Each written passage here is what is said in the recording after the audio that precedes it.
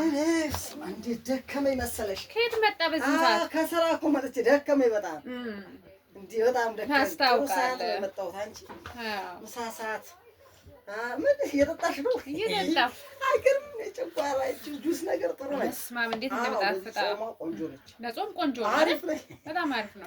እኔ ራሱ እንዴት እንደተመቸኝ ጥሩ ሰዓት ገባሁ እኔ። በጣም ይጣፍጣል። ልቅዳለ? አዎ እንዴ ጾም ነው ያልከኝ ግን ደረሰ እኮ ሰዓት። ወተት አለው ብዬ ነው። ወተት አለ፣ በወተት ነው የፈጨሁት። ትጠጣዋለህ? ወተት አለው? አዎ ወተት አለው። አጾም እንዴ አንቺ? አይ ዛሬ እኮ ሐሙስ ነው። ታዲያ ሐሙስ ከሆነ እንዴት አዛቢ ጾም ማለት ወተት ብቻ ነው። ዳቢ ጾም ነው ግን አንቺ አጾሚም? አንቺ ስለማጾሚ ነው? አይ ዛሬን ጠጣሁ። እንግዲህ ዛሬ ብቻ ነው የጠጣሁት።